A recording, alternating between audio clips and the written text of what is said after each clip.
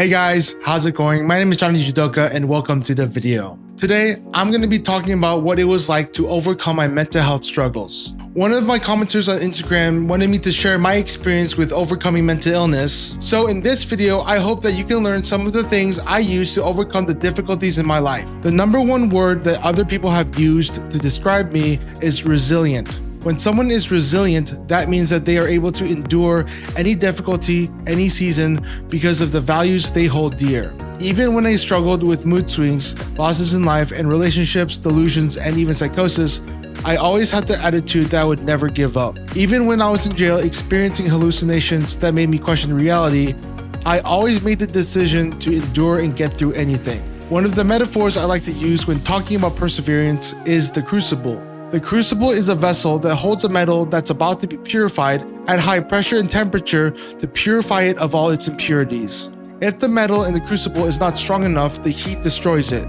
However, if the metal survives and all the impurities are purged, out comes a beautiful and pure metal. So for me, the crucible is an appropriate metaphor for all the suffering, both life and mental health related, that I endured. I made a conscious choice to pursue life, even if it meant being uncomfortable for a period of time. I do believe that happiness is a choice, that what we choose as our thoughts is what leads to beneficial emotions and behaviors. Even with trauma, it is important to not solely identify with trauma, or else we become a victim to said trauma. I use different tools that you learn in therapy, like coping skills, grounding, mindfulness, and radical acceptance to help me in my journey to overcoming mental health. Even though overcoming one's thoughts is overwhelming, it all starts with one thought at a time. The coping skill or therapy tool might not work right away, but it does take practice, effort, and consistency for these tools to work and have a noticeable effect. I'm going to share with you two major tools that I use to overcome my mental illness in regards to symptoms like depression, mania, delusions, mood swings, and hallucinations. Coping is a choice. When I feel overwhelmed by life or something triggers negative emotions in the moment and I want to cope negatively, I recognize this moment and acknowledge that I can still make a positive coping decision. I know that the negative things that happen in life are in part due to my own decisions, regardless of uncontrollable events, and that I need to make the right decision when I cope with my mental illness. In conclusion, I need to choose to make the right coping decision. The good thing about making these hard decisions is that you can recognize that you did the right thing and celebrate for choosing a positive decision.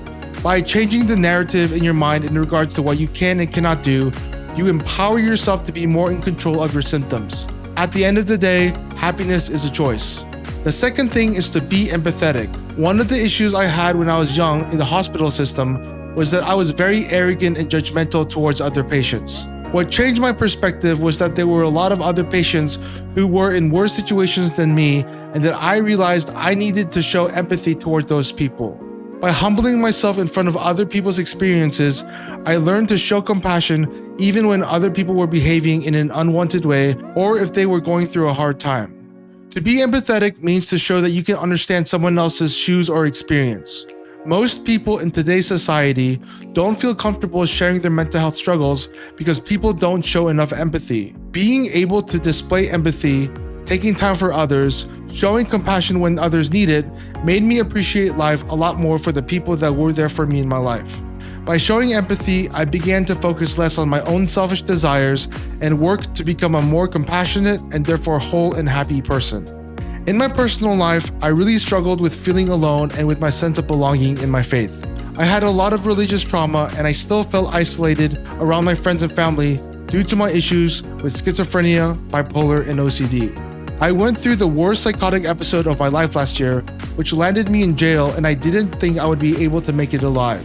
Thankfully, I was able to get stabilized on the right medications while incarcerated, and I was able to get access to state housing that gave me the resources and community I needed to be successful.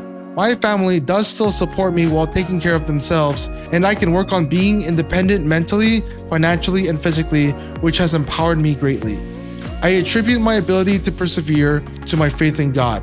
God got me through everything that I had been struggling with, even to the point of death. I had multiple supernatural experiences that proved to me at least that God is real and had been working in my life to get me the help I needed. Being able to get all the resources and help I needed after 15 years of struggling was a gift from God, and I'm eternally grateful for Him saving me from suicidality and mental anguish. I hope that through my experiences that I can share the hope that got me through all of my mental health struggles.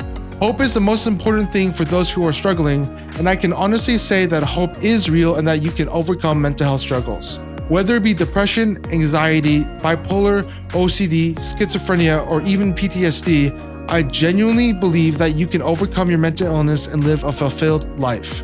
I am proof that even through the most negative of experiences, one can be successful, happy, and balanced. No matter what happens to you, keep your hope alive, whether it be through faith, service, goal setting, or community. There are many outlets for hope, and hope will get you through difficult times in life. Thank you so much for watching this video. I hope you got some insight into some of the tools that I use to overcome the most difficult times in my life. Hope is the most important thing when it comes to mental health struggles, and I hope I can share hope with you in my YouTube videos. Thank you so much for watching. I'll see you in the next video, and I'm glad that you're alive.